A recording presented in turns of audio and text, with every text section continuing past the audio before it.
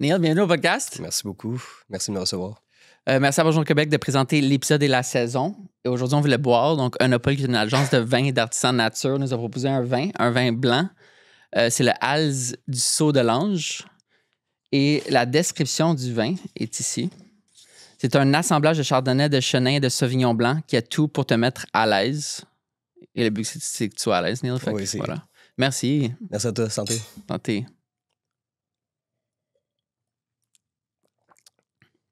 Yeah. À l'aise. All right. Neil, on s'est connus à cause d'Antoine Lévy-Pilon. Je pense que la dernière fois qu'on a chill ensemble, c'était au Festival d'été de Québec quand je shootais Half Moon Run. J'avais comme un break de quelques heures pour du soundcheck. Puis tout le temps, il était quelqu'un d'extrêmement chill. Comme tout le temps, good vibes. Évidemment, je t'ai jamais vu piss, je t'ai jamais vu comme, tu sais, tout le temps groundé. On dirait, si j'avais un mot du peu que je te connais, je dirais groundé. Je prends. Merci. Puis cette année, ta carrière a quand même explosé, considérant qu'elle vient de pas qu'elle vient de commencer, mais comme elle vient de commencer pour de vrai, vu que tu viens de finir le Conservatoire d'art dramatique de Montréal, gradué 2024, fraîchement gradué. Ouais. Puis là, boum, en 1 an, 2 énormes rôles, tu fais le lead dans la pièce Incendie au Théâtre du CEP, qui vient juste de terminer. Et on peut pas en parler, mais j'ai le droit de dire le titre, 1000 secrets, 1000 dangers de Philippe Falardeau. Oui. Était aussi le lead. Oui. Fait que 2 énormes, autant en théâtre qu'au cinéma. Avant, t'as fait Une vie compliquée de Léa Olivier, Fugueuse, 30 vies, Indéfendable, saison 3, si je me trompe pas. Puis moi, j'ai une nouvelle passion de théâtre depuis 1 an et demi. Puis pendant que je te voyais jouer, parce que je suis allé voir Incendie il y a 2-3 semaines, j'avais juste tellement de questions, des grosses questions puis des petites questions. Tu sais, des technicalités puis des non-technicalités. Fait que c'est pour ça que je voulais t'inviter aujourd'hui, parce que j'ai juste plein de questions. Puis c'est ça. Au lieu de te les poser un moment, je te les pose maintenant. Ben oui, avec grand plaisir. Quelque chose avec le théâtre que j'ai réalisé justement dans ma quête d'aimer le théâtre plus, c'est vraiment de la magie. Puis c'est vraiment comme... J'ai surtout réalisé ça quand je suis allé voir Riopelle de Robert Lepage. Ouais. Tu l'as-tu vu? Oui, je l'ai vu. Ça, c'est fou. Ça commence que les comédiens patinent sur scène, puis ça finit que les comédiens patinent sur scène, puis juste tous les changements de décor, que tout se fait de manière fluide. De toutes les pièces que tu as vues dans ta vie, laquelle est ta favorite, tu dirais? Ouf. C'est une bonne question. Mais je t'avoue que le projet Riopelle, justement, c'est une qui m'a marqué. Je sais que c'est un peu une marque de commerce de Robert Lepage, c'est les transitions, puis les décors, puis je dirais pas qu'il laisse le jeu en dernier, parce que c'est pas le cas, parce que les acteurs étaient très, très bons, mais de justement faire participer cette magie, puis de souligner cette magie aux spectateurs, je trouvais ça fou. Toutes les transitions, tout le vol d'avion dans cette pièce en particulier, le point de vue quand on voit que les peintures de Riopelle étaient vraiment son point de vue en avion avec les montagnes. Ça, c'en est une. J'aime beaucoup le travail de Catherine Vidal, qui a fait des pièces que moi, j'ai trouvées fantastiques. Je pourrais pas en choisir une. J'aime beaucoup en lire aussi. Okay. J'ai vu à quelques reprises plusieurs interprétations de la même pièce. J'en ai vu une, j'ai été chanceux de voir une pièce à New York, off-Broadway, qui s'appelait All the Devils Are Here, qui était une recollection de tous les vilains de Shakespeare et qui retraçait la psychologie de Shakespeare à travers l'écriture de ces vilains, qui étaient initialement clichés, faute d'un meilleur terme, qui était vraiment juste le gars qui arrive puis qui veut faire défaire les plans, puis qui creusait dans la cruauté humaine avec des pièces plus complexes comme Macbeth, etc. Puis c'était un acteur qui devait être dans la soixantaine, un acteur shakespearien britannique, tout seul, un bureau, une bouteille d'eau. Puis c'était fantastique d'avoir 60 places, puis c'était, comme tu dis, magique. Je sens que comme juste en t'entendant parler cette explication-là, cette réponse, c'était quand même un amour pour la culture. Depuis quand? Depuis toujours. La culture, c'est très, très vaste aussi, tu sais. Moi, mon premier amour, ça a été le cinéma.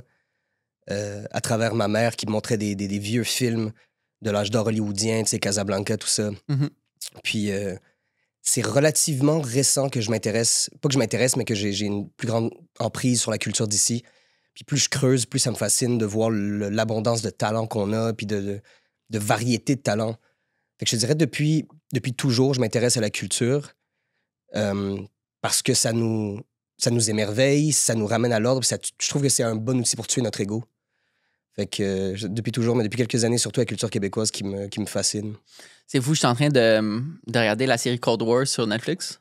Incroyable. Je pense que c'est comme un 10 épisodes, folle recherche archivistique, puis qui essaie d'expliquer la guerre froide avec la perspective de l'Ukraine aujourd'hui. OK. Comme d'arriver à l'Ukraine d'aujourd'hui.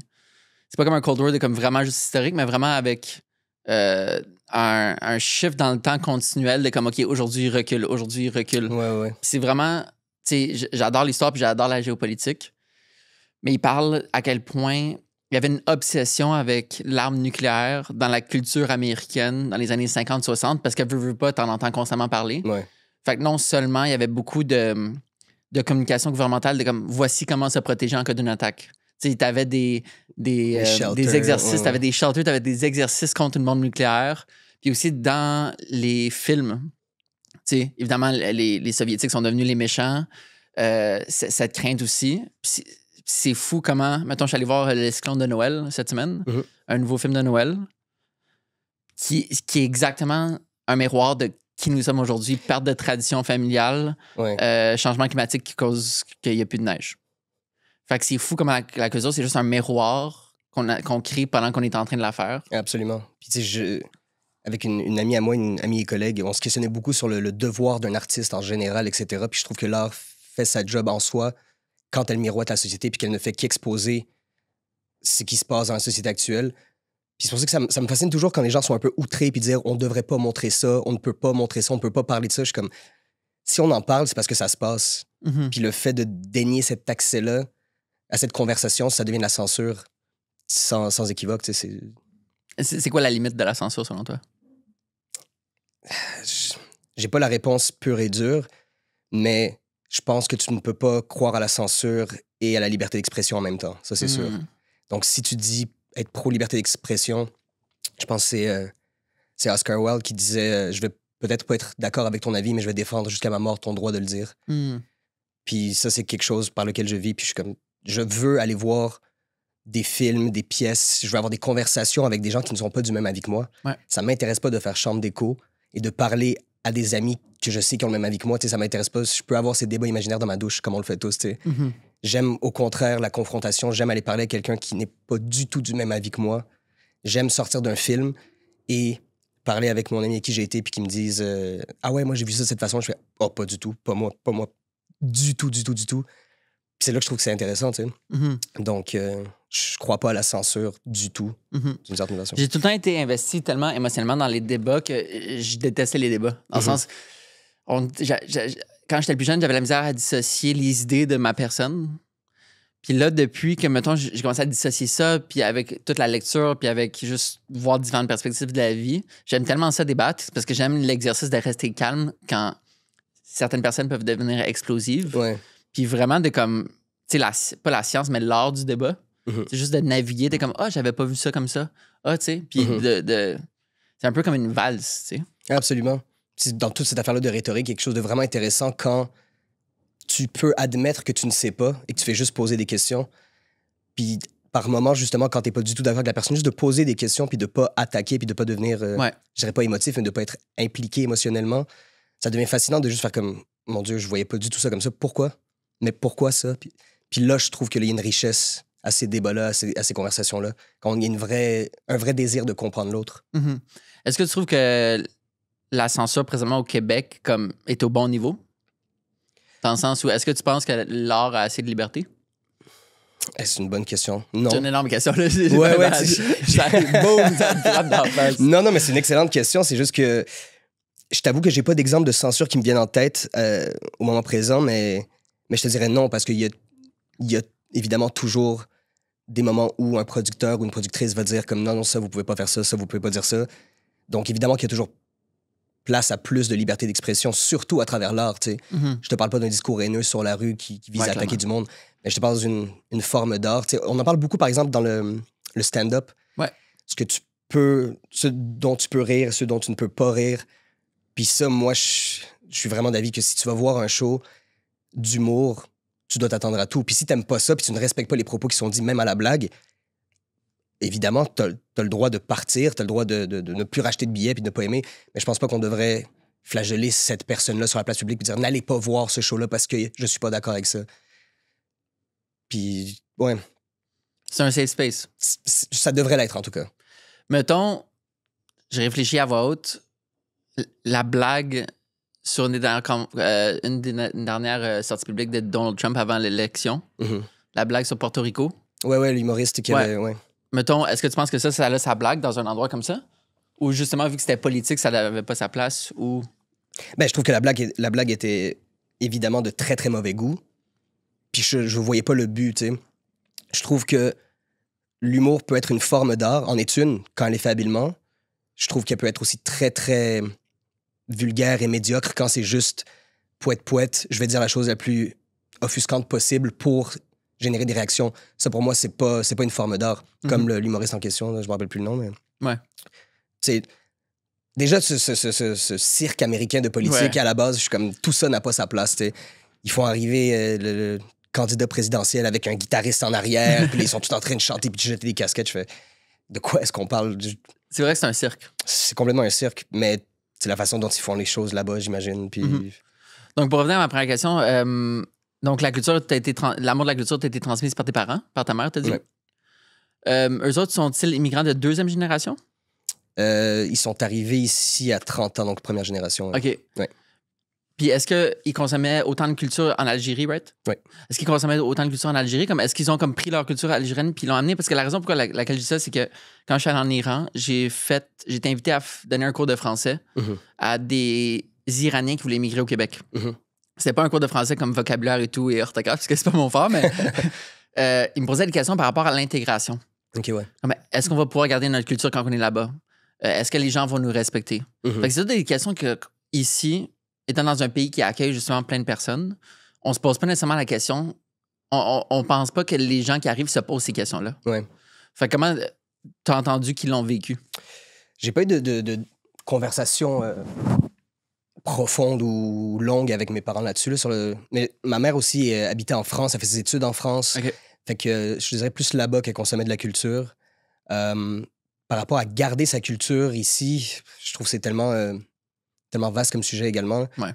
Évidemment qu'ils l'ont conservé dans les mœurs, dans les traditions, etc. Mais je sais que ma mère, par exemple, est très, très fan de culture québécoise, tout ce qui est télé, cinéma, musique. Je pense que l'expérience d'immigration doit être propre à chacun. Je ne le sais pas parce que moi, j'ai pas immigré. J'ai eu la chance de vivre ailleurs en sachant que j'allais revenir dans mon pays qui est ici. Moi, je suis né ici. Ouais. Chose qui est complètement différente. Complètement Quand différente. tu sais que tu vas revenir... C'est pas du tout la même chose. Ouais. Je peux tout enjoy, tout essayer une fois, mais en sachant que c'est pas vraiment chez toi, tu te sens quand même touriste. Tu te présentes comme touriste, comme visiteur du pays. Fait que t'as pas ce même combat de vouloir te sentir accepté dans ce nouveau pays. Puis d'être intégré aussi. Ouais, exact, c'est ça. Ouais. Retournons au théâtre.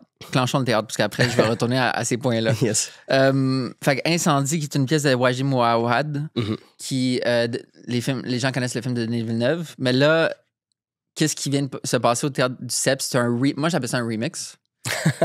De Elkana et Inès Talbi. Ouais.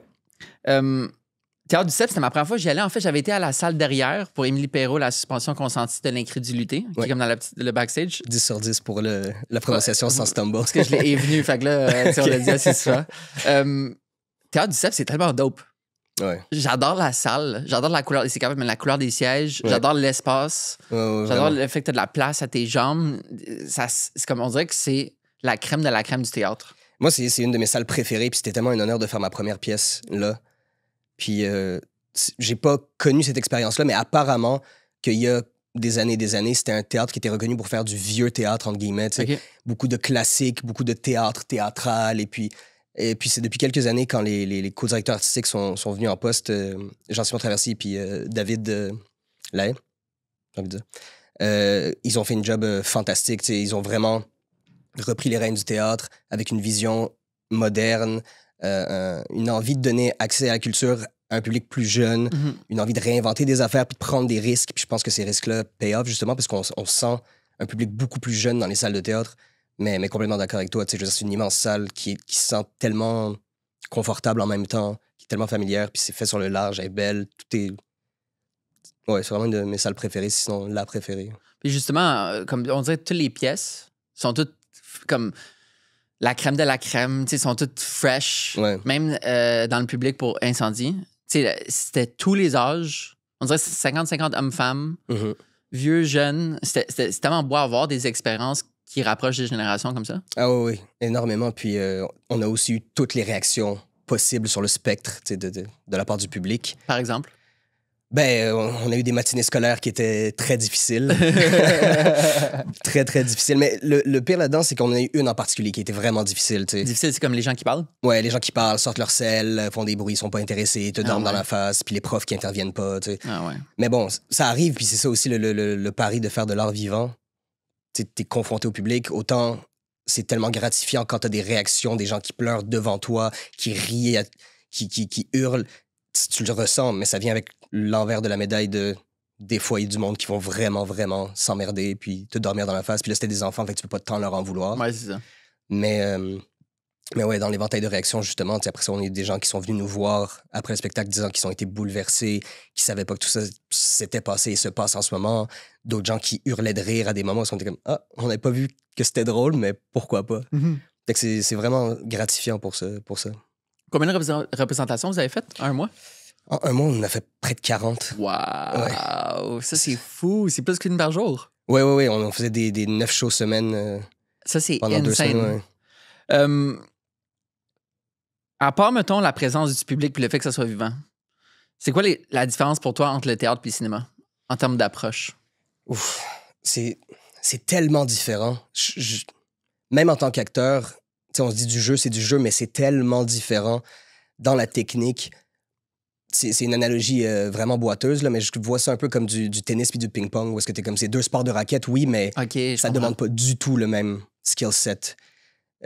Mettons des petits trucs concrets, qu'est-ce que tu fais de différent? J'imagine parler plus fort, évidemment. Oui, mais tu sais, t'as toute une technique, puis c'est difficile de jouer une émotion petite pour une salle de 800 personnes puis qu'elle soit reçue jusqu'à la dernière rangée. Oh. Tu sais, faut projeter, mais être juste, puis être juste, c'est une question de perspective. Il y a du monde qui va être comme, peut-être t'es pas bon, puis c'est bien correct, puis c'est leur avis. Mais, tu sais, au cinéma, c'est très, très fragmenté aussi, où est-ce que tu vas faire souvent un morceau d'une scène, puis pendant un bout, la caméra va même pas être sur toi. Fait que tu fais le morceau de la scène pour ton ou ta partenaire de jeu. Fait que, tu sais, faut que tu sois comme tout le temps allumé, stop and go. C'est difficile parce que l'avantage au théâtre, c'est que tu as la chance de bâtir cette courbe où est-ce que c'est du live, ton personnage est dans cette courbe, puis tu montes les marches émotionnelles et de l'histoire une à une. Alors qu'au cinéma, on dit comme on va faire celle où est-ce que tu manges une bouchée de croissant, puis après ça, on va faire celle où est-ce que tu apprends que ta mère est décédée. C'est tout le temps se réajuster, puis c'est gratifiant pour des façons tellement différentes, pour des raisons, pardon, tellement différentes, mais je trouve ça tellement différent. Puis je veux pas savoir les chiffres, là, mais comme en termes de day rate, de paye d'une journée cinéma-théâtre, est-ce que c'est similaire? Non. Non? Non. Est-ce que c'est comme plus théâtre ou moins théâtre? Le théâtre est beaucoup moins payé. Ah ouais? Beaucoup, beaucoup moins. Puis j'ai envie de te dire, c'est même pas comparable. Ah ouais? Ouais. Puis ça, c'est une des choses qui est très, très dommage quand on voit tout l'argent qui est enlevé à la culture. C'est beaucoup le théâtre qui en souffre. Puis d'une certaine façon, c'est beaucoup plus demandant, tu sais, parce que t'es là tous les soirs, des fois 2 fois par jour. Tu fais des répètes payées à l'heure. Puis t'es là, tu te donnes corps et âme, c'est forçant, c'est sportif, puis c'est beaucoup moins payé. Fait que c'est dommage, mais d'une certaine façon, ça agit comme une sorte de filtre où les gens qui en font, tu sais qu'ils sont là pour les bonnes raisons, puis tu sais qu'ils aiment ça, puis qu'ils sont passionnés. Ça donne place à des rencontres formidables à travers les collègues avec qui on a pu travailler, parce que le monde le font pour l'histoire. Cinéma, télé, t'as pas tant ton mot à dire, à moins que tu sois scénariste, réalisateur, réalisatrice. T'arrives, puis tu te dis tes lignes, puis t'essaies de proposer en tant qu'interprète, mais l'histoire est l'histoire. Au théâtre, t'as souvent des rencontres de qu'est-ce qu'on veut raconter, comment est-ce qu'on veut toucher les gens, qu'est-ce qu'on veut dénoncer, puis on a ces conversations-là, avec le public. Fait que c'est vraiment magique, comme tu dis, puis ça prend pas grand-chose. Au cinéma, il y a cette quête de la perfection, j'ai l'impression. Ouais. Tout le monde au cinéma est comme « Ah, il y a une coupe de café, c'est pas supposé être là, tu sais. » Au théâtre, si j'arrive avec un cube noir puis je te dis voici le trône du Danemark, tout le monde dans la salle fait oui, parfait. C'est génial, tu sais, ça laisse place à tellement de choses, puis ça laisse place à notre enfant intérieur, tu sais, où est-ce que justement comme dans l'incendie que tu as vu, on avait des cubes en bois, parce qu'on disait voici un rocher, puis là, je le tourne de bord, je suis comme voici un bureau, puis tout le monde était comme oui, ça a du sens. C'est vrai ça. Puis c'est vraiment le fun. Puis du moment que tu reçois l'appel que tu as été choisi jusqu'à la première représentation, peux-tu te dire les grosses étapes sommairement? De théâtre, tu parles? Ouais, théâtre. J'ai reçu l'appel en décembre. J'étais encore aux études. Je finissais ma dernière session. Ma première session de. Ouais. Ça va être hype de finir. J'étais très, très content de finir, mais c'était demandant parce que je faisais le processus d'audition en même temps que je faisais mes shows de finissant. Wow. Puis j'ai reçu l'appel en décembre. Après ça, on s'est vu une fois ou deux pour des lectures. pour que tout le cast se rencontre avec les metteurs en scène, etc. Mettons autour d'une table. Oui. Beaucoup de travail de table. Puis par la suite, les théâtres sont fermés l'été. OK, je savais pas ça. Oui. Des théâtres d'été, mais les institutions, c'est un peu les vacances, un peu comme les écoles. Parce qu'il n'y a pas de pièces de théâtre. La saison de théâtre commence, j'ai envie de te dire, août-septembre, puis va jusqu'à mai, je savais pas. à peu près. Fait que vu que les théâtres sont fermés, on n'a pas eu de rencontres. Puis on reçoit un mail de comme, on a eu quelques rencontres quand même là, avant ça. Puis après ça, un mail de comme, apprenez vos textes en entier ou jusqu'à l'acte 2 pour cette prochaine rencontre. Tous les metteurs en scène travaillent de façon différente aussi, ce qui est le fun parce que tu t'adaptes à d'autres techniques. Il y en a qui sont beaucoup dans l'improvisation, il y en a qui sont beaucoup dans c'est exactement ça que tu dois faire à ce moment-là, puis je veux pas en entendre parler. Nous, on a fait pas assez de travail de table à mon goût parce que moi, j'aime beaucoup ça, mais on a quelques rencontres autour d'une table, puis par la suite, on essaye des choses dans l'espace. Essaye de quoi, propose de quoi avec ton corps, va là, est-ce que tu penses que tu devrais rentrer là, penses que tu devrais être sur scène à ce moment-là? Fait que ça a été un mois à peu près de répétition. Combien de répétitions, mettons? C'est dur, j'imagine que c'est dur à dire parce que c'est comme, tu sais, vous récitez pas tout le texte à chaque fois. Non, c'est ça, on fonctionne par acte, par scène. Dans un bloc de 4 heures, on essaie de se rendre le plus loin possible. Des fois, on fait plus, des fois, on fait moins. Je te dirais à peu près 80 heures de répétition. OK. Give or take. Ouais. Puis, combien de temps, mettons, ça t'a pris combien de représentations des 40 représentations d'incendie pour être comme, OK, I got it? Après que le show soit commencé. Que t'as vraiment trouvé comme, j'imagine, toi-même, t'as dû faire des micro-ajustements par rapport à toi au fur et à mesure des représentations. Après combien t'es comme, OK, let's go, I got it? Mais je te dirais j'ai jamais été I got it parce que ça a évolué tellement. Puis ça qui est beau, c'est la représentation que tu as vue, c'est pas la même que celle de la veille ou du lendemain. Mm-hmm. Puis il y a tellement de choses qu'on a trouvées au fur et à mesure des représentations. Puis des fois, c'est pour des trucs tellement ridicules. Tu sais, je veux dire, il y a une scène où est-ce qu'à un moment donné, j'étais juste brûlé. On l'avait fait 2 fois la veille, on l'avait fait 2 fois il y a 2 jours. Puis là, j'étais plus capable, j'étais brûlé. Puis il y a une scène où je suis supposé être debout puis de m'engueuler avec le personnage de ma sœur, de Jeanne. Puis je me suis juste pas levé. Puis j'ai fait l'engueulade assis parce que j'étais fatigué. Puis on a trouvé ça, puis c'était intéressant, cette dynamique d'épuisement. Puis est-ce qu'on le garde, est-ce qu'on le garde pas? Est-ce qu'on essaye de se réinventer? Fait que je te dirais jamais, à aucun moment, j'étais comme, c'est bon, je l'ai. Je suis sur le pilote automatique parce que c'est là que tu te tires dans le pied. C'est là que tu fais, bon, ça c'est plate pour moi, pour mes collègues, pour le public. Mais le gros track, mettons, des 3 premiers jours est passé après ça. Après 3 représentations, je te dirais que là, j'étais un peu plus calme. J'étais comme, OK, je peux me permettre d'avoir du fun. Ouais. Mais à la première, j'avais fait des shows étudiants pour des salles quand même pas pires, tu sais, pour 200 et quelques personnes. Giuseppe, c'est 800. Puis je me rappelle, quand je suis sorti de ma loge, puis je suis allé en coulisses pour me préparer à rentrer, puis j'entendais le monde s'asseoir, jaser, etc. Je me rappelle avoir paniqué, avoir pris Denis Bernard, puis avoir fait comme, hey, on dirait que j'entends l'océan, on dirait que c'est des vagues. Wow. Puis j'étais terrifié pendant 30 secondes. J'ai comme 800 personnes qui s'assoient. Il y a beaucoup de monde dans la salle. Il y a énormément de gens. Puis après ça, tu respires, tu essaies d'y aller, tu fais confiance au travail en amont qui a été fait. Mais puis ça s'est bien passé parce que tu fies sur tes partenaires, sur toi-même, ton travail. Mais ouais, les 3 premiers shows, je te dirais à chaque fois backstage, je faisais les 100 pas, puis je respirais. Technique de respiration, on s'étire. Concrètement, qu'est-ce que tu avais le plus peur? C'est pas une peur, c'est vraiment le trac. Puis j'espère que ça va jamais partir parce que c'est ce feeling d'avoir des papillons dans le ventre qui est beau que moi, personnellement, en tout cas, j'ai jamais retrouvé dans aucune autre activité, aucun autre hobby, aucun autre métier que j'ai fait. Cette affaire c'est tellement important pour moi que je suis stressé, je veux que ça se passe bien. J'ai pas peur d'oublier une ligne parce que j'ai fait le travail. Puis si je me perds, puis c'est arrivé, tu sais, je saute une réplique, puis on se regarde le partenaire. Mon partenaire oublie une réplique. On se trouve dans le texte, on sait où est-ce qu'on s'en va, même si on prend un détour. Mais je sais pas, je considérais pas que c'est de la peur, mais vraiment, je sais pas, du trac, un moteur positif. Ouais. Quelque chose que t'as envie que ça se passe bien, t'as envie que ça se fasse. La journée que j'ai réalisé que le stress, c'est juste une énergie que ton corps produit naturellement, puis que tu peux switch ça pour pas que ça soit négatif, mais que ça soit positif. Ah oui. C'est pour être encore plus sharp, pour être vraiment dedans, Oui. au lieu d'être blasé.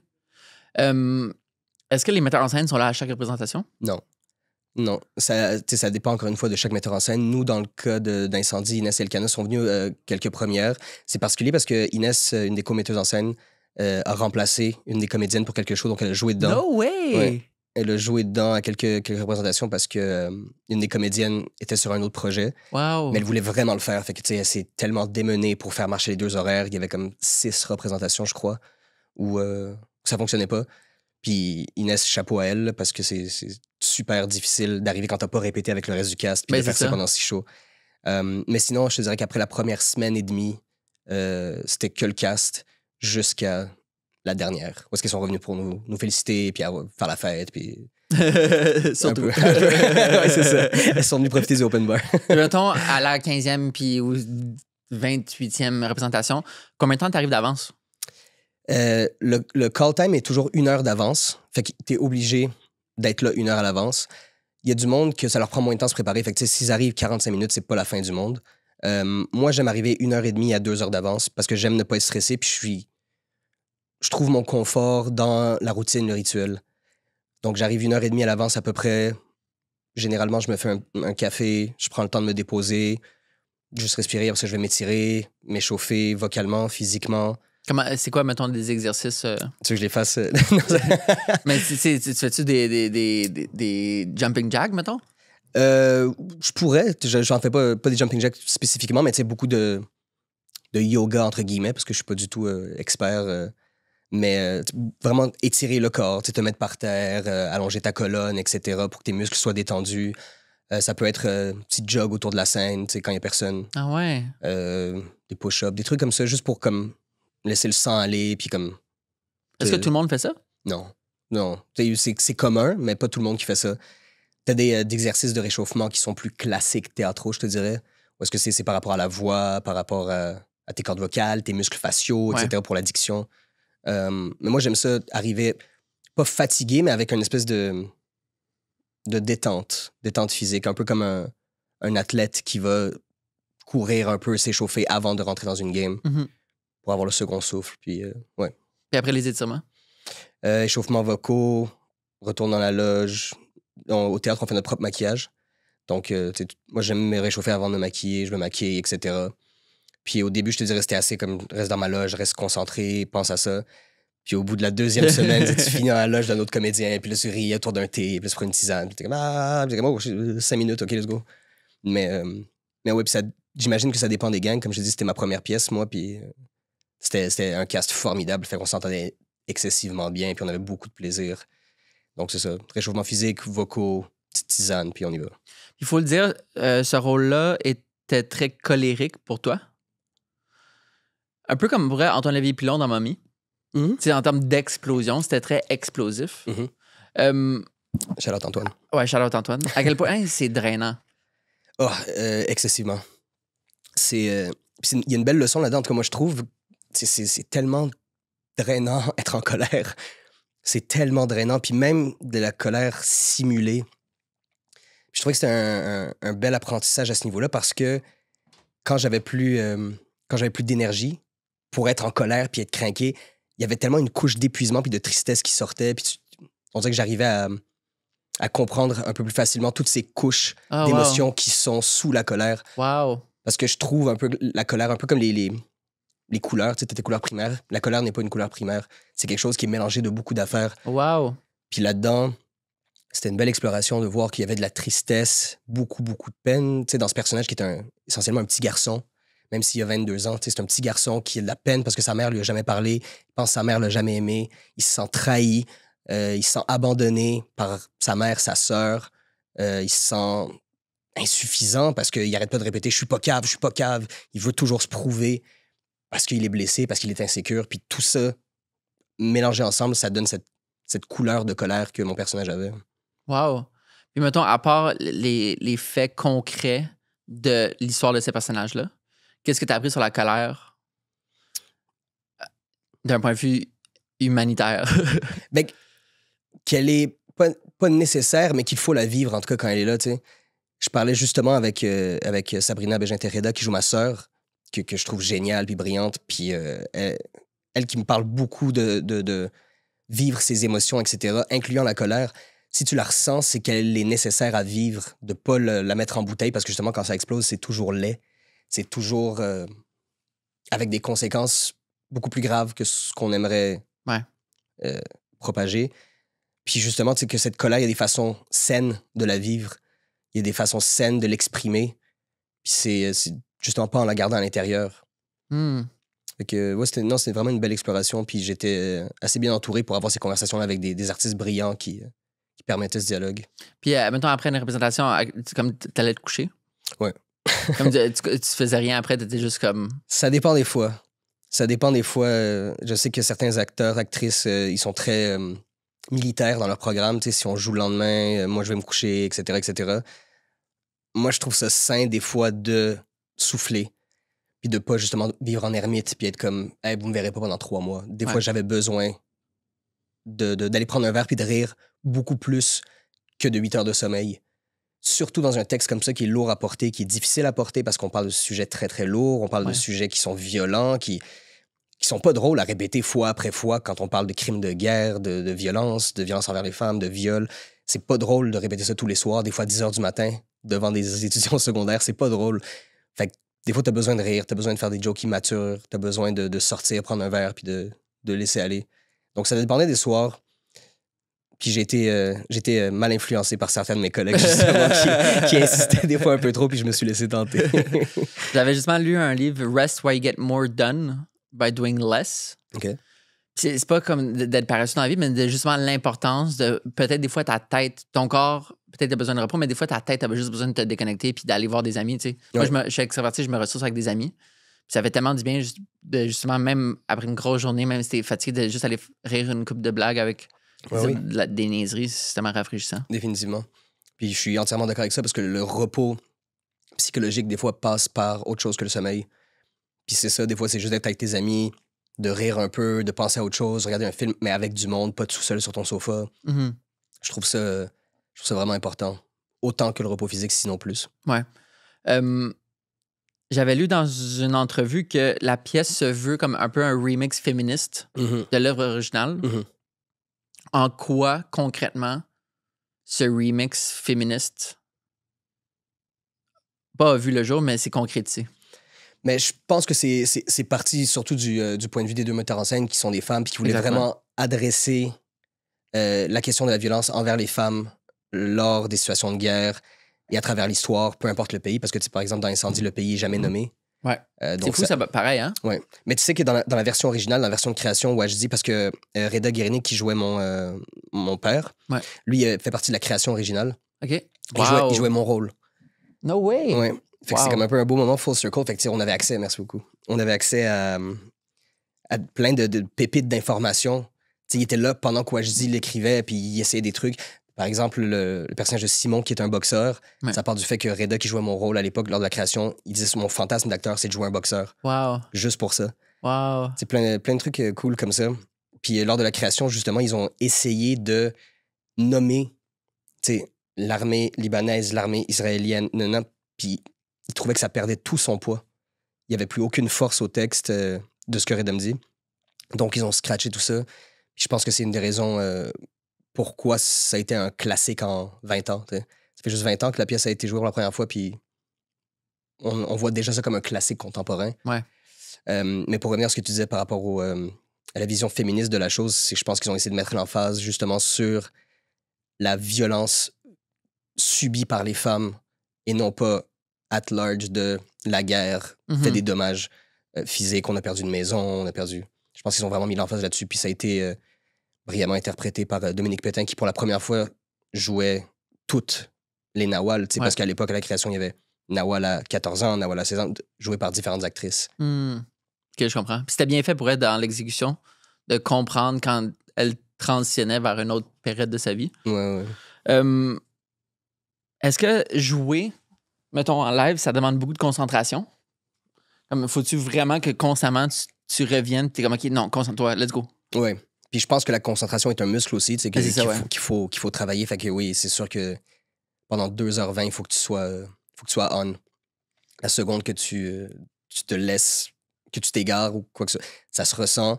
Puis c'est tellement difficile à reconstruire la concentration une fois qu'elle est à plat.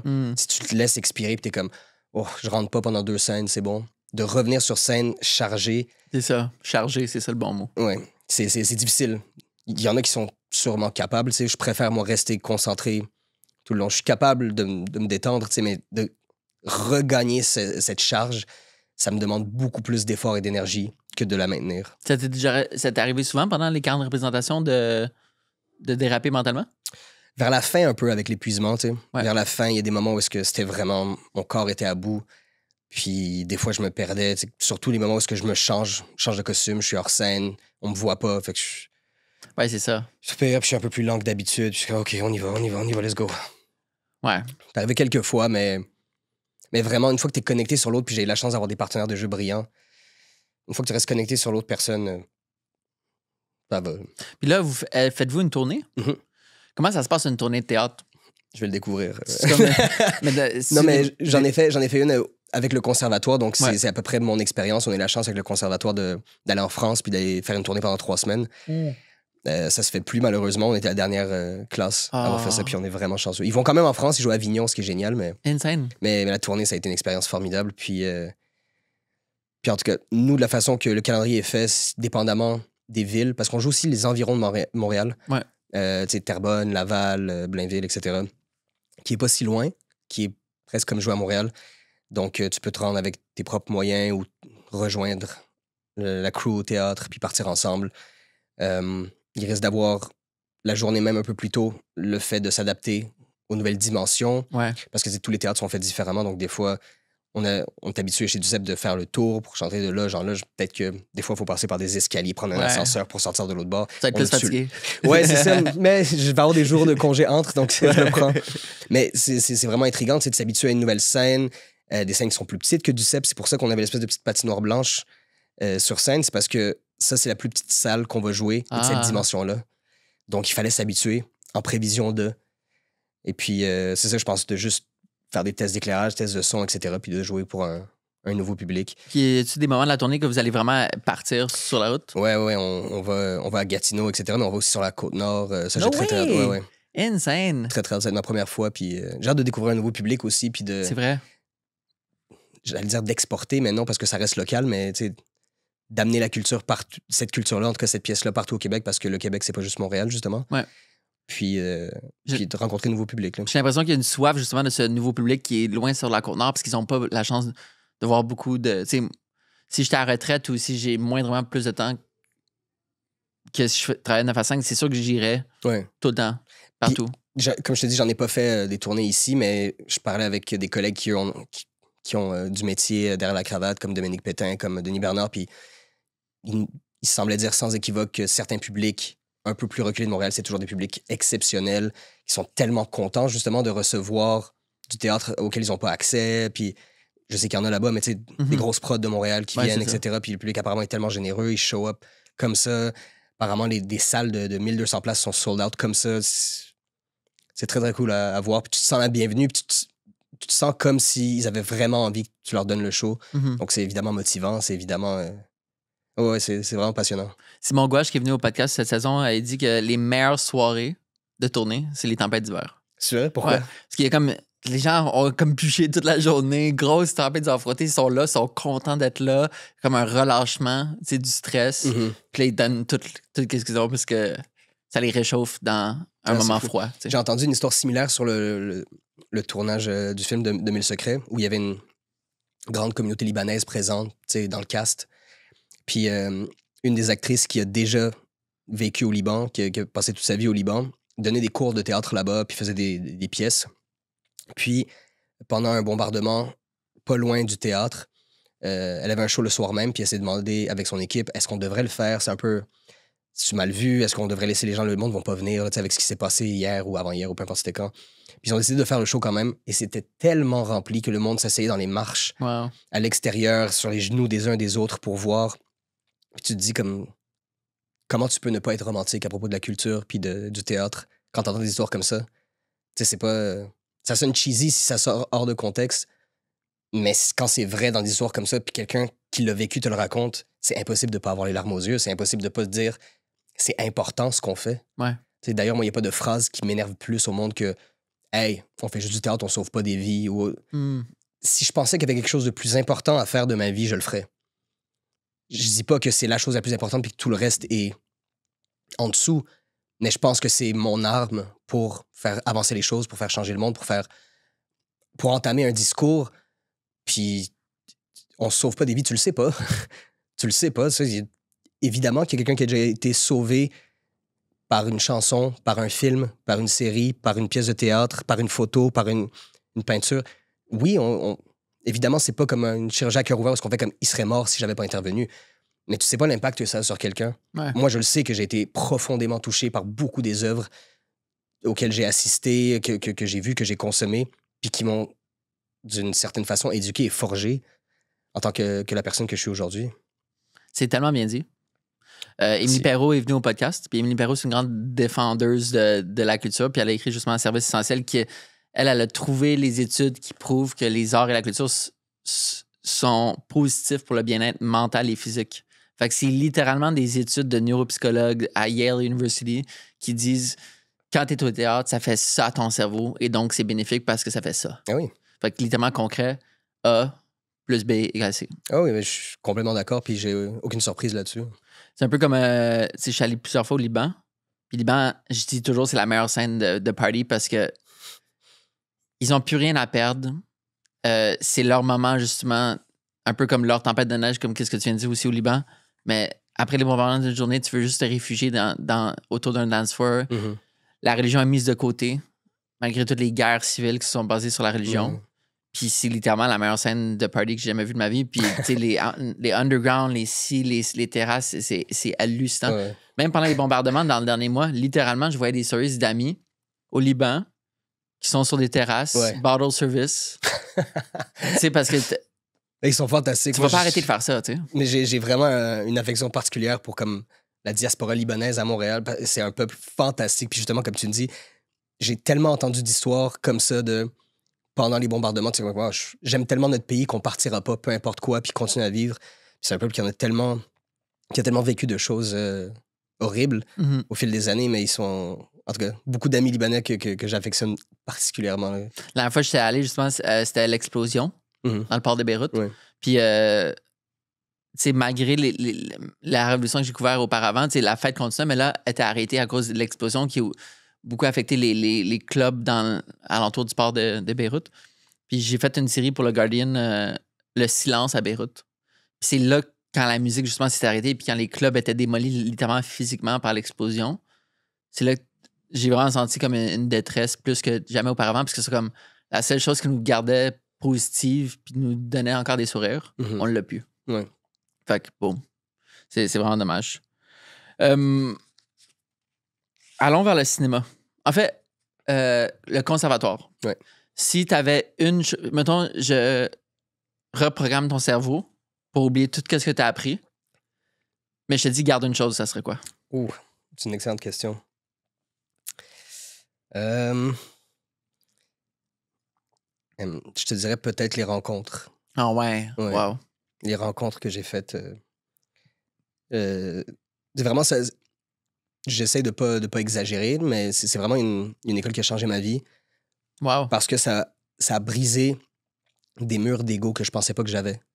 J'étais sûr que j'avais réussi à mettre la main sur la nuque de mon ego puis de le tenir en laisse et confronté à un environnement que je ne connaissais pas du tout parce que j'avais jamais fait de théâtre jusqu'à mon audition du conservatoire.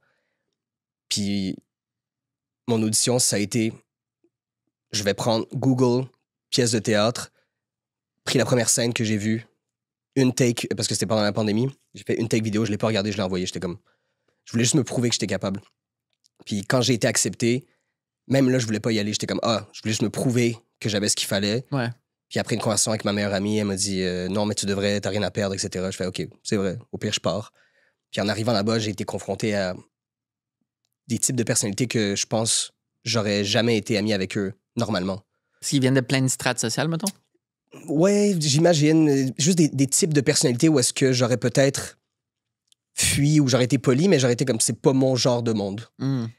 Et puis dès que j'ai déconstruit ces quelques barrières, parce que j'étais comme, regarde, on est ensemble pendant 3 ans, 60 heures semaine. Ouais.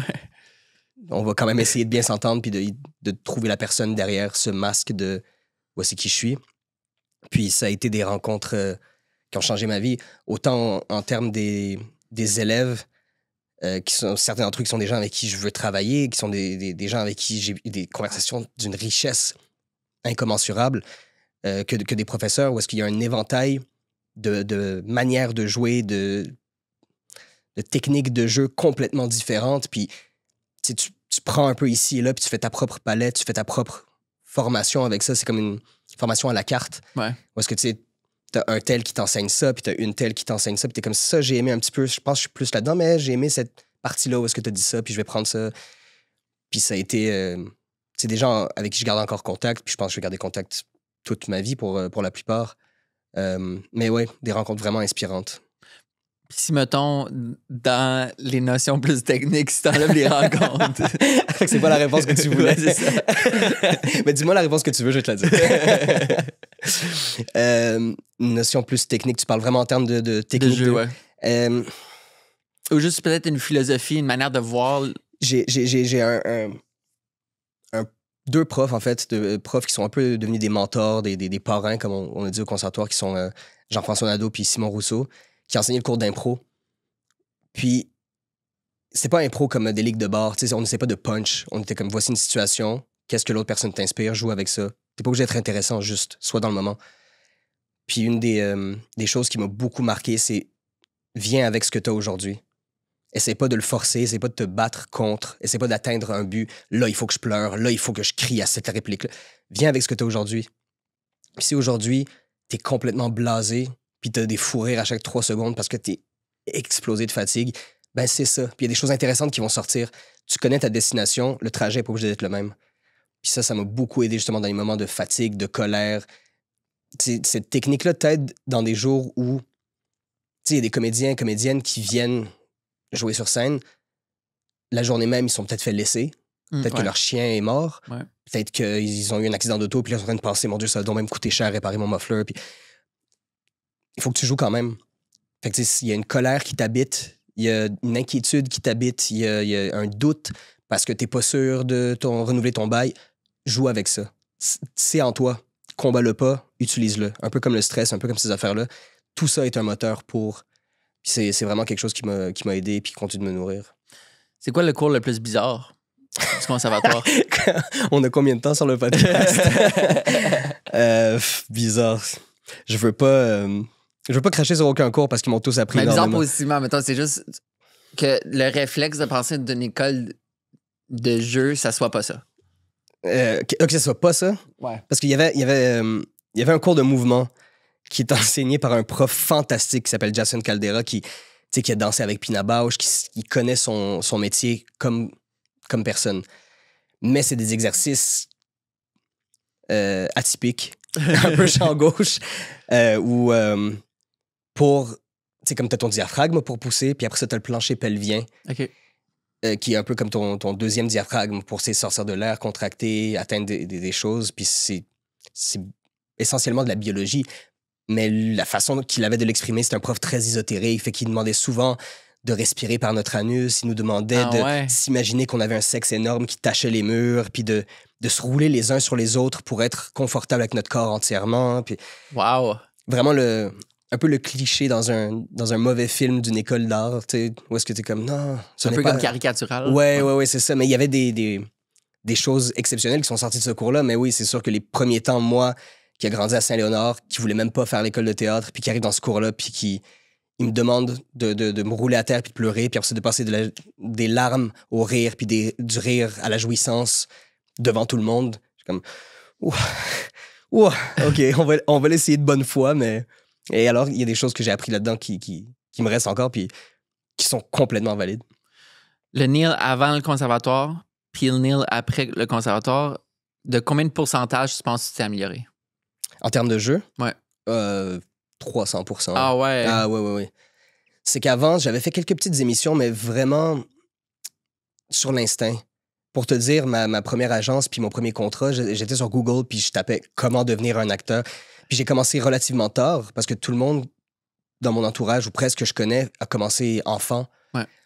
Puis quand t'as pas de technique, moi j'ai grandi à Saint-Léonard, il n'y a pas de programme d'art, il n'y a pas de maison de la culture qui sont comme « Hey, viens faire ça, puis voici le chemin ». Je savais même pas que ça existait, le conservatoire ou l'École nationale, tu sais. Donc, c'était purement de l'instinct. Puis je pense avoir un pas pire instinct, mais ça prend de la technique à un certain moment. Puis ça m'a aidé à mieux me comprendre, à mieux décortiquer mon jeu. Puis évidemment, j'ai pas fini d'apprendre. J'ai encore soif d'apprendre, mais d'avoir toutes ces techniques, ces stratégies-là, ces façons de travailler qui me sont expliquées, enseignées, ça a changé la donne. Puis je pense que c'est une des raisons pourquoi, à ma sortie, j'ai été capable de combiner mon instinct et ma formation, puis de saisir les opportunités qui s'offraient à moi. Comment tu fais pour te connecter plus à ton instinct? Mettons dans le quotidien de la vie. Mais je pense que c'est un travail constant de se faire confiance. Je pense que ça part de la confiance en soi. Puis je pense que ça part du manque de peur de faire des erreurs. Je pense qu'il faut Attends, du manque de peur. OK, fait que l'absence de peur. Oui, c'est ça, de ne pas avoir peur de faire des erreurs. En plus, je vais reformuler plus clairement. Là. Mais ouais, de ne pas avoir peur de faire des erreurs, puis de se dire comme les montagnes sont faites pour être montées, puis si je me casse quelque chose, une fois que ça sera réparé, je réessayerai. Puis de savoir que rien n'est fatal. Rien n'est fatal, donc tu peux te sortir de toute erreur. Tu fais un mauvais show, t'es sûr que t'es sur ton X, tu dis hey, ça va être fou, tout le monde va aimer ça, puis tout le monde te dit c'était pas top. J'ai essayé, puis j'ai essayé au mieux de mes capacités, j'ai pas essayé de plaire, je me suis fait confiance. Je pense que... Comment vois-tu le futur de ta carrière? Comme ton chemin idéal, ce serait quoi? Mettons, si on rêve. Si on rêve, j'aimerais beaucoup, beaucoup travailler à l'étranger. Parce que je pense que voyager pour le travail, c'est un privilège énorme. Que tu connais peut-être un peu. Un peu, ouais. Mais ouais, j'aimerais beaucoup, mais tu sais, ça, c'est un petit X. Il y a des scènes que j'ai envie de faire, tu sais, c'est des petits caprices.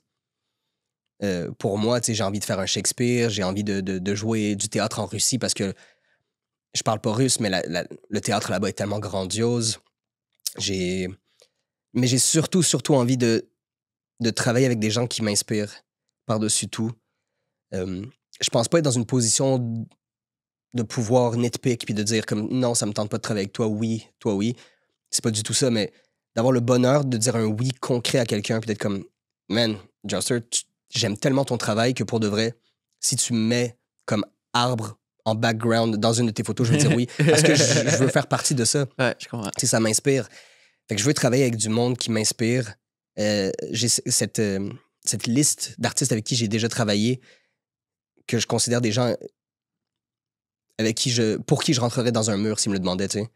Je pense que c'est du monde qui sont tellement passionnés, tellement intelligents, puis tellement purs dans leur amour de l'art. Je pense à des gens comme Catherine Vidal, comme Solène Paré, comme Philippe Falardeau, justement, ils sont tellement sur leur X, ils sont tellement généreux comme personne, comme artiste, que je veux travailler avec des gens comme ça, qui me donnent envie de rentrer dans un mur pour eux. T'sais, ils me disent, rentre dans le mur, je fais, parfait, j'y vais. Puis à travers ça, un autre de mes caprices, j'ai envie de travailler avec des amis. Ouais. Ça, j'ai la chance d'avoir un groupe d'amis très, très proches qui partagent mon milieu, mon métier. Les comédiens, vous êtes bons à faire ça. Ouais. Vous êtes bons à chiller ensemble. Mais c'est parce que c'est difficile, c'est pas difficile à comprendre de l'extérieur, mais c'est parce que, tu sais, on est des horaires atypiques. C'est ça. De un, ce qui est déjà un problème. De deux, quand tu parles de ton métier, ça peut rapidement paraître comme te vanter ou parler de toi. Puis c'est aussi que c'est un peu ce vent de fraîcheur quand tu es dans une soirée puis que tu parles des gens qui, des fois, t'intéressent un peu moins, puis il y a quelqu'un qui sort de l'ordinaire, qui veut faire des blagues, qui veut déconner, même si c'est un black tie event, puis que tout le monde est comme, il faut se comporter ici. J'ai l'impression qu'il y a ce facteur X chez les comédiens et les comédiennes où on a tout le temps un petit peu envie de niaiser. T'sais, on a tout le temps envie d'essayer de faire rire. On a tout le temps envie... Puis peut-être que ça vient d'une insécurité, puis d'un désir de plaire. C'est pas important. Mais c'est présent, ça existe. Puis pour moi, c'est tellement riche. Un peu comme quand t'es au primaire, puis tu rentres dans une nouvelle classe, tu connais pas tous les autres élèves, puis tu reconnais qu'il y en a un au fond de la classe qui est comme... Lui, je pense que c'est un petit niaiseux, lui aussi. Ouais. C'est cette affaire-là où est-ce qu'on se retrouve. Mais ça fait des années que je parle avec certains de mes amis de travailler ensemble, parce que je trouve que dans le plaisir, la créativité éclot de manière exponentielle. Puis c'est sûr que j'aurais du plaisir et on trouverait le plaisir dans la rigueur à travailler avec ces gens-là que je trouve déjà brillants, drôles, intelligents parce qu'ils sont mes amis. Puis c'est un peu comme ça qu'on choisit nos amis, c'est pas juste une circonstance de fait. Fait que j'aimerais beaucoup travailler avec du monde qui m'inspire, travailler à l'étranger, puis travailler avec des amis. C'est vraiment à chiller avec Pilon, Antoine-Olivier Pilon, que j'ai réalisé le plaisir d'être ami avec des comédiens, que genre de voir des acteurs jouer au quotidien dans des petites scènes banales. Ouais. Comme, au lieu que moi, je communique quelque chose en une phrase bien simple, eux autres, vous, le jouez. Mm-hmm. Puis le peu de fois que j'ai pu chiller avec un groupe de comédiens, c'est hallucinant parce que c'est comme une pièce de théâtre improvisée en live Ouais. qui est comme constamment, mais avec des personnes qui ont le talent pour faire ça. Tu sais, c'est pas comme moi qui essaye de faire X ou Y chose. Ben, je suis sûr que tu pourrais. Pour vrai, non. Non, je mets ma limite là. Mais c'est tellement agréable puis je comprends tellement ce fun justement de se lancer la POC. Ouais. C'est de back and forth, let's go. Oui. C'est quoi le dernier film qui t'a donné beaucoup d'émotions? Récemment, j'ai un trailer qui m'a donné beaucoup d'émotions. Puis je vais là-dessus, mais récemment, j'ai vu The Substance. C'est quoi ça? C'est avec Demi Moore et Margaret Qualley. OK. C'est sur une fille qui s'injecte une ancienne actrice qui est un peu has-been à cause de son âge, à cause du regard que l'industrie a sur le corps des femmes qui vieillit past un certain âge. Puis elle se fait offrir une substance qui... Tu sais, c'est de la science-fiction, là, mais il y a une version plus jeune d'elle qui sort de son corps. Elle doit partager sa vie une semaine avec elle. Fait qu'une semaine, c'est cette version jeune. Puis C'est sorti quand, ça? C'est sorti peut-être un mois ou deux. OK, c'est nouveau. Oui, c'est récent. J'ai vu ça et Anora récemment au cinéma, les deux. Anora qui a gagné la Palme d'Or à Cannes. Mais The Substance, j'ai trouvé ça super intéressant, divertissant. C'était drôle. Puis c'est un peu comme ça finit en slasher, complètement horreur. C'est crinqué. C'était super, mais justement, en ayant voir ce film-là, j'ai vu le trailer de Nosferatu de Robert Eggers. Mm-hmm. Puis le trailer m'a bouleversé. Puis je peux pas te dire à quel point j'ai hâte à Noël pour le voir. Donc, dans tous les genres de films, j'aime ça, mais quand il y a une proposition comme ça aussi forte, où on rentre dans « je sais que je vais avoir peur, je sais que je vais être mal à l'aise, je sais que je vais vivre des affaires », ça m'intrigue. Puis un autre film qui t'a donné des émotions récemment? Un autre film qui m'a donné des émotions récemment. J'ai revu Richelieu, qui est en nomination justement chez Antariane. Au Gala Québec Cinéma. Au Gala Québec Cinéma. Ça m'a beaucoup touché comme film dans l'humanité des personnages. C'est un sujet qui est important. C'est un sujet qui est très important. Que je trouve qu'on explore pas assez. Puis quand on parle de miroir de la société, que la culture doit être, c'est ça, tu sais. Mm-hmm. Puis, ouais. Mais je l'ai pas vu. Je devrais le voir. Je te le recommande. Honnêtement, c'est très, très bien joué, très bien filmé. Puis, de ce que j'ai compris, j'ai vu un Q&A récemment avec le réalisateur puis 2 des comédiens où il disait que les histoires des travailleurs là-dedans étaient inspirées de vraies histoires parce qu'à la base, le réal voulait faire un documentaire. Puis, ça n'a pas été possible parce que personne ne voulait parler de ça parce que c'est un peu un esclavagisme moderne. Ouais. Puis ils ont été au Guatemala, aller rencontrer des gens qui avaient fait ça, etc. Puis c'est des vraies histoires qui arrivent. Puis cette injustice-là, ça fait bouillir. T'es obligé de réagir. Ouais. J'ai récemment lu un article du New York Times qui parle à quel point que la politique de déportation de Donald Trump, les gens ne réalisent pas à quel point ça va augmenter drastiquement le coût de l'épicerie parce que l'industrie de l'agriculture américaine dépend beaucoup de sans-papiers. Ouais. Et donc, si tu enlèves toute cette main-d'œuvre-là, ça va affecter tous les Américains. Bref. J'ai appris récemment autour d'une Guinness la semaine dernière avec Pilon que... Oh boy. One Punch Mickey, qu'on connaît bien. Que tu es un polyglotte. Oui, je parle quelques langues. Tu parles 5 langues. Oui. L'arabe, le français, l'anglais, l'allemand, l'espagnol. Exact, oui. Quand même hallucinant. Je suis quand même chanceux d'avoir pu voyager, puis j'étais passionné par ça, disons. Ouais. Puis l'endroit que tu as mentionné au début que tu as habité à l'étranger, c'est-tu l'Allemagne? J'ai étudié en Allemagne, j'ai eu la chance, j'ai été quelques fois. La première fois pour aller visiter un ami à moi qui jouait au foot, au soccer professionnel là-bas. Wow. Samuel Piet, qui est maintenant capitaine. No way. On est au secondaire ensemble. No way! Puis, j'ai été le visiter. Puis j'ai tellement eu du fun là-bas que j'ai fait, il faut que je revienne. Je suis parti étudier là-bas dans un cadre d'échange. Et lors de mon échange, j'ai tellement eu de fun avec des gens. J'ai tellement rencontré des beaux êtres humains. Puis j'ai juste adoré le pays. Donc, j'y suis retourné après, puis je suis resté un peu plus longtemps. Puis ça a été fantastique. Un peu plus jeune au secondaire, j'ai fait un échange aussi en Espagne parce que je suis resté, puis je suis retourné par la suite pour rester un peu plus longtemps. J'ai quand même eu la chance de me promener, c'est une chance. On dirait que j'ai fait mes exercices, mes activités de retraité plus jeune pour que là, je puisse commencer ma vie un peu plus tard. J'ai aussi ce mindset-là. Tu vis ta retraite avant de commencer. J'ai pas eu de fonds sans fin comme quelqu'un qui a des parents riches ou quoi que ce soit, mais j'étais juste vraiment en mode, OK, j'ai un sac à dos, puis on va voir, puis je vais trouver une job là-bas. Mm-hmm. J'ai fait ces moments de vie-là qui m'ont beaucoup instruit, puis qui m'ont permis de faire des belles rencontres un peu partout en Europe, en Amérique centrale, en Amérique du Sud. Dans quelle ville t'étais basé en Allemagne? En Allemagne, la première fois, j'étais à Düsseldorf, puis après ça, quand je suis retourné pour étudier, j'étais à Stuttgart. Puis c'était quoi les études?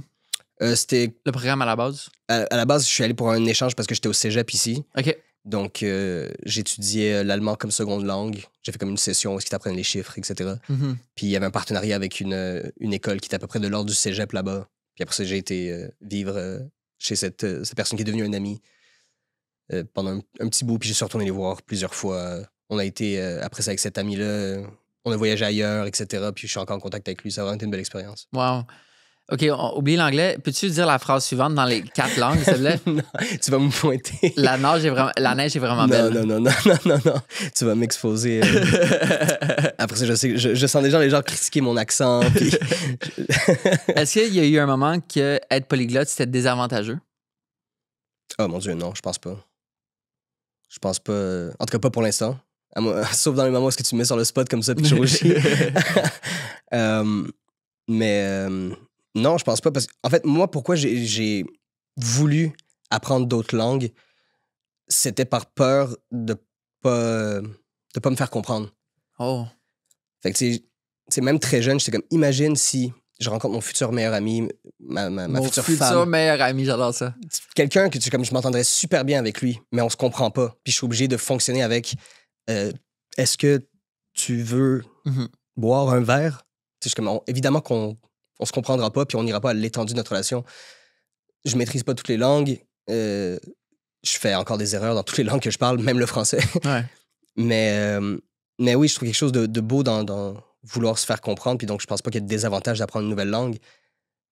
Sauf quand tu essaies de faire quelqu'un se sentir mal, d'essayer. C'est justement parce que justement, il y a l'accent, parce qu'il y a ci, parce qu'il y a ça, parce que la personne fait une erreur, quelqu'un qui apprend le français puis qui dit « Ah, voici le table. » Ouais. C'est comme... juste t'as le détail. Encourage-le. Puis si tu veux le corriger, surtout de le faire bien, comme, que ça soit pas comme... Voyons. Quelque chose que j'ai réalisé il y a quelques années, on a souvent une tendance quand on est confronté à de l'anglais à Montréal, qu'on switch à l'anglais. Quand on voit quelqu'un qui est assez en français, très de base, on switch tout à l'anglais, mais il faudrait comme encourager, justement. Ouais. Mais je pense que c'est normal parce que ça vient d'une place de vouloir faciliter la tâche à l'autre. Ouais. Mais on réalise pas que la personne essaye vraiment, puis ça l'aiderait plus de continuer dans la langue qu'il essaye de parler, puis de pas... Vraiment. Un peu comme enlever les roues de vélo. En voyageant autant à Moyen-Orient, je suis vraiment tombé en amour avec la culture arabe. Si j'avais une langue à parler de plus, ça serait l'arabe. C'est vraiment, j'ai tellement vécu des belles expériences dans le monde arabe. Puis je trouve, tu sais, on dit souvent que l'espagnol, c'est vraiment pratique parce que t'as tellement de pays, mais l'arabe, t'as énormément de pays. C'est quoi qui t'inspire le plus de la culture arabe? C'est une bonne question. Déjà, sache que l'arabe, c'est la langue que je parle le moins bien. De loin, malgré mes origines. Qui m'inspire le plus. Je pense que c'est les gens, honnêtement. Juste sur le film, puis même Incendie, tu sais, je veux dire, parce que le pays n'est pas nommé, mais on comprend que Wajdi l'a écrit à l'époque, en tout cas par rapport à la guerre au Liban. Donc, puis avec ce qui se passe en ce moment au Liban, en plus, en Palestine, le outpour d'émotions qu'on a reçu du public qui venait de ces régions-là, ça a été tellement touchant.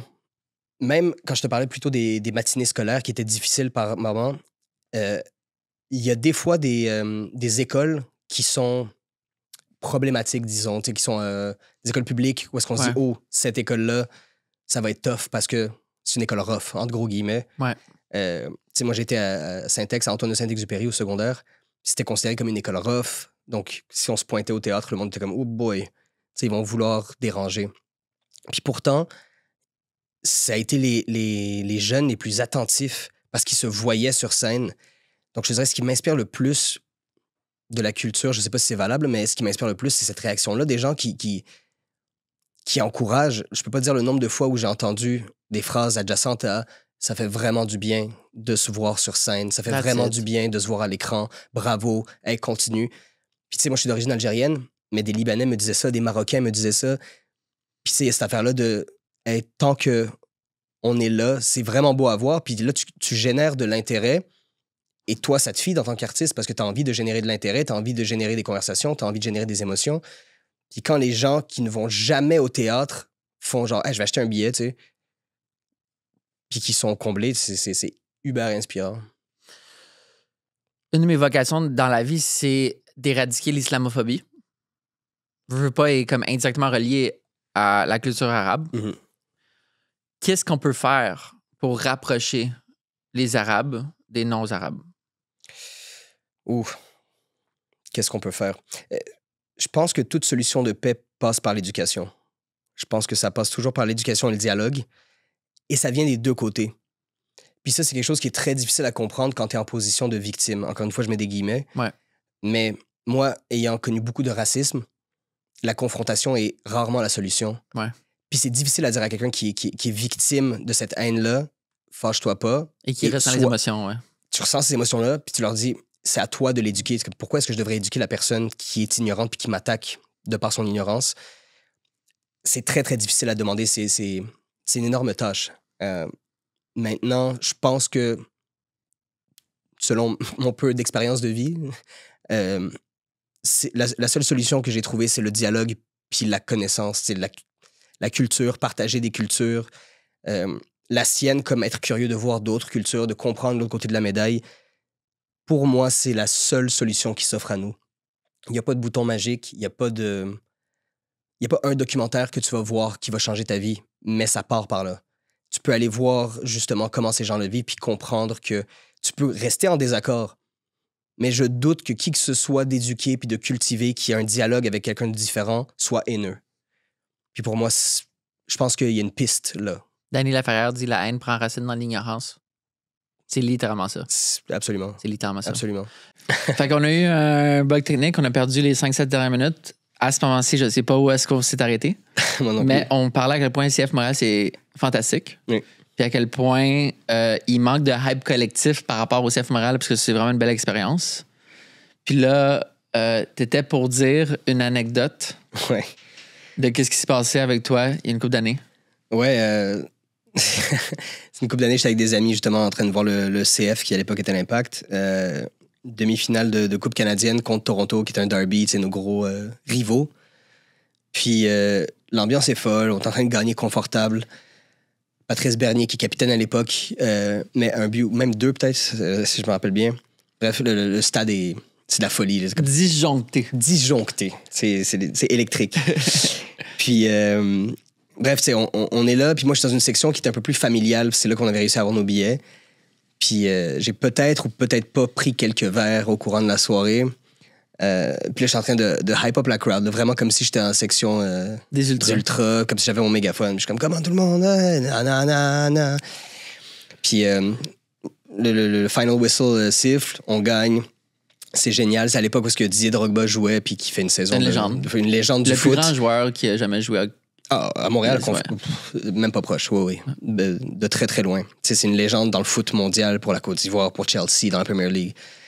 Puis la game est finie, puis on est super content, tout le monde crie, tout le monde chante. Puis je suis juste au niveau de la rampe, puis il y a un gars à côté de moi qui me dit « Hey, si on saute tous les deux, c'est sûr qu'il nous attrape pas tous les deux. » Puis après, peut-être ou peut-être pas quelques verres, je suis comme « Ça a complètement du sens. Tout ce que tu dis est raisonnable. » Fait que là, il me dit 1, 2, 3, go! Et je saute et lui me choke. Non. Là, j'arrive, puis je suis comme, ben là, je suis rendu sur le terrain, donc j'ai plus le choix. Puis je cours l'entièreté du terrain.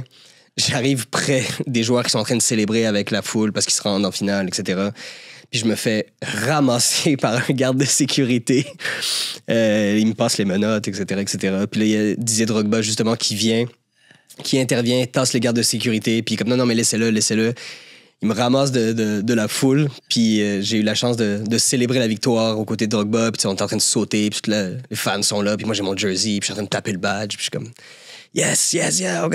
Puis là, de ses 6 pieds 4, je pense, et de sa grosse voix, il fait maintenant, va avec eux. Puis il m'envoie vers la police, je suis comme c'est vrai, il y a des conséquences. Mais évidemment, je le recommande pas, mais ça a été une des plus belles expériences de ma vie, puis ça a été tellement drôle. Puis encore à ce jour, mon seul regret à vie, c'est que je lui ai pas demandé son maillot, que j'ai pas pu conserver. Mais il y a des très, très belles photos qui ont été prises par RDS de moi puis Drogba.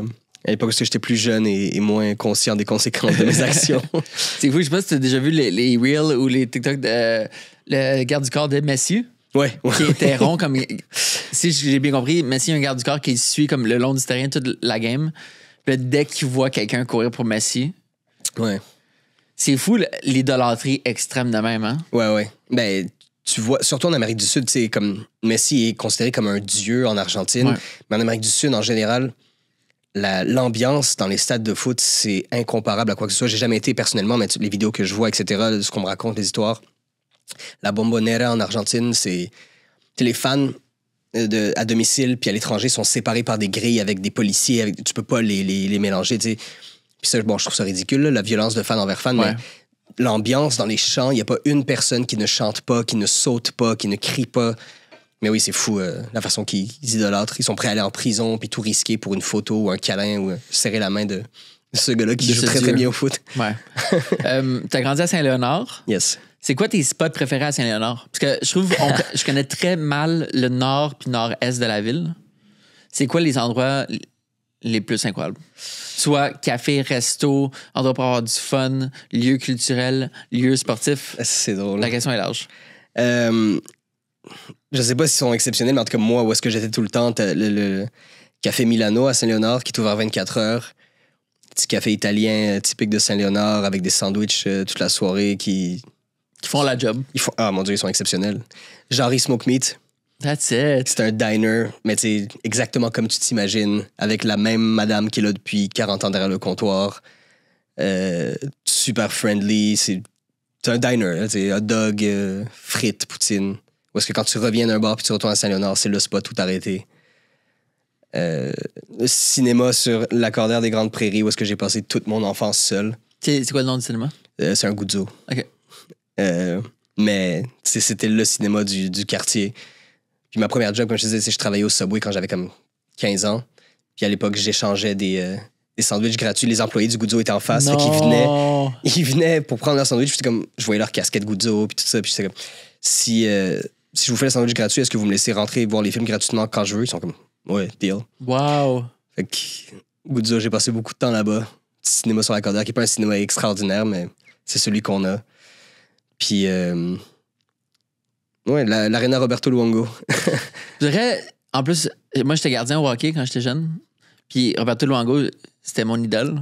Puis là, quand ils ont renommé l'aréna... Ouais. Ou attends, ils l'ont créé ou ils l'ont renommé? Il me semble qu'elle... En tout cas, moi, j'ai pas connu d'autres noms. Fait que il me semble qu'elle a été construite et nommée directement. C'est fabuleux. Ouais. Parce que Luongo, quelle légende. Ouais, légende. Qui a été à mon école secondaire, justement, à Saint-Ex. T'as comme un mur de sportifs où est-ce que t'as plein... je pense Joanie Rochette, la patineur artistique, Roberto Luongo, puis une couple d'autres athlètes. Samuel Piette. Samuel Piette qui doit être là maintenant. Légende. Shout-out Samuel Piette. Mais comme prochaine étape, je pense que c'est un mur d'artistes. Faudrait commencer. Ouais.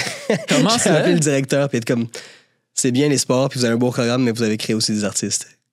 Est-ce qu'il y a comme une je m'en disais très naïvement, y a-t-il comme une rivalité entre, mettons, Saint-Léonard, Rivière-des-Prairies, Montréal-Nord? Y a-t-il comme du beef entre chaque? Ouais. En tout cas, à l'époque, c'était, puis ça se sentait maintenant justement dans les matchs de foot intra-école. Ouais. C'est comme c'est du futsal 5 contre 5 d'une école secondaire qui va pas faire grand-chose. Fait que tout le monde s'en fout. Mais les matchs Calixola-Vallée, Saint-Ex, à l'époque, en tout cas, tout le monde venait comme si, justement, c'était un match de foot professionnel avec des bus, puis des bannières, puis des tambours. C'est où ton endroit de rêve à vivre à Montréal présentement? Oh, bonne question. En termes de quartier. Ah, c'est une bonne question. Je suis un gars de l'Est, fait que j'aime beaucoup l'Est. T'sais. en ce moment, je reste dans Rosemont, puis j'aime vraiment ça. Je suis dans la petite Italie. Puis, ouais, c'est un super beau quartier. J'aime beaucoup la petite Italie. C'est vraiment comme. J'imagine qu'il y a eu un hype autour de la petite Italie, mais là, on dirait qu'il y a comme un hype renouvelé. Il y a plus une couple d'années. Ouais. C'est des restos qui s'installent là, Pompuy, Ouais. Pichai. Non, Pichai, ça va pas être. C'est pas très loin. C'est pas la petite Italie, c'est comme Rosemont. Ouais, c'est sur la limite. Ouais. Il y a vraiment un renouveau. C'est quoi tes spots préférés dans la petite Italie? Dans la petite Italie, Caron et Frères, le café qui est pas loin de chez moi, l'épicerie Milano, puis je suis tout le temps au marché Jean Talon aussi. Ouais. Je sais pas si c'est considéré petite Italie, mais ouais, pour tout ce qui est ça, genre les premières semaines que j'ai emménagé dans mon appart, je sortais tous les jours, puis en mode exploration, tout seul avec mes écouteurs, puis j'essayais de trouver un spot. J'ai pas été déçu d'un seul spot à date. Fait que non, c'est vraiment le fun. Puis Rosemont aussi, Rosemont Petite Patrie, je trouve, c'est comme ce qu'on me décrit du plateau dans les années 90, tu sais. Ouais. C'est comme très, très familial. J'ai habité là-bas pendant 5 ans avant de déménager Petite Italie. Puis, tu sais, il y avait des ruelles pas loin de mon bloc. Puis, des enfants jouaient, etc.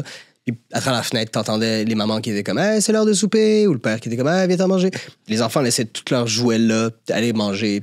Pas de peur de se faire voler, quoi que ce soit. Fait que c'était comme très familial, mais très urbain aussi en même temps. C'est comme, c'est cool. Un endroit que les deux, on adore aller se reposer, c'est l'Auberge Bleu-sur-Mer en Gaspésie. Oui. Mais L'auberge oui. du père d'Antoine. Oui. T'as été combien de fois? 3 ou 4 fois. C'est incroyable comme endroit. C'est magique. Ça a été la première fois que j'étais en Gaspésie, c'était là. Port Daniel. Port Daniel Baie Gascon. des Chaleurs. Oui. C'est une auberge victorienne du 19e siècle. Qui appartenait au Dr. Enright. Ouais, exact, ouais. Bien vu. Puis là, Benoît Pilon prend soin de ça. Littéralement, j'ai fait, dans notre gang d'amis, on a des, tu sais, t'as des bachelors, mais nous, on fait des dadchelors. Parce qu'on se marie pas toutes. Fait que quand on a des enfants, on y va. Puis j'ai littéralement fait mon dadchelor à l'auberge Bleu-sur-Mer. Wow. Puis on a pris possession de toute l'auberge. Puis avec la buvette derrière, c'est incroyable. Pourquoi je me marierais là un jour? Ah oui, mon Dieu, si je dois me marier, puis que ça c'est au Québec, c'est sûr que ça serait là. C'est juste, c'est tellement ressourçant. Ouais. Mais il y a un calme qui est... Je sais pas comment le décrire. On dirait que t'arrives là-bas puis que tout part. Ouais. Tes épaules sont juste plus légères tout d'un coup. C'est le genre d'endroit que tu peux juste relaxer là. Ouais. Tu sais, t'as pas besoin de sortir de là. Non, puis là, ils ont rajouté récemment la buvette qui est comme le premier speakeasy en Gaspésie. T'as-tu été depuis? Non, j'ai pas Oh my été. God. J'ai pas pu. J'ai été trop occupé, mais je vais y aller, c'est sûr, l'été prochain. Puis, non, là, t'as l'opportunité d'aller à la buvette, puis de prendre un verre, puis d'être dans une ambiance qui est plus festive. Mais je veux dire, tu traverses la rue, puis t'es au bord de la mer, puis il n'y a pas un bruit. C'est génial. T'es à 45 minutes, je pense, de Percé, quelque chose comme ça. C'est Auberge Bleu-sur-Mer. C'est mon auberge préférée du Québec. Bien d'accord. C'est où les autres endroits tu vas te relaxer au Québec? Dans les Laurentides, j'aime beaucoup. J'ai pas de ville en particulier, mais ouais, tu sais, chalet au bord d'un lac. Je trouve qu'on a tellement des beaux lacs au Québec. C'est tellement une ambiance incomparable. Quand tu racontes ça à des amis qui viennent des États-Unis, de ci, de ça, tu sais, peut-être à moi qui viens du Midwest, lac Michigan, Ouais, etc., c'est ça, ouais. qui pourraient comprendre, mais tu sais, c'est tellement quelque chose, 4 saisons, qui est formidable. L'été en kayak, l'hiver, tu sais, faire de la raquette, se promener, faire du ski pour ceux qui en font, pas moi. Mais T'es là pour l'après-ski. moi je m'occupe du feu, puis vous aurez tous un Baileys puis un chocolat chaud en robe. Mais moi, je vais pas sur les montagnes, non. T'es top 3 restos, dernière question, top 3 restos à Montréal. Top 3. Montréal Plaza, définitivement up there. Le Pichai. Pichai, avoue que c'est fou. Ah, à chaque fois, c'est phénoménal. C'est mon ami Rob Naylor qui m'a fait découvrir ça. C'est incroyable. C'est fantastique, pour de vrai. C'est tellement bon. C'est différent, c'est familier, c'est...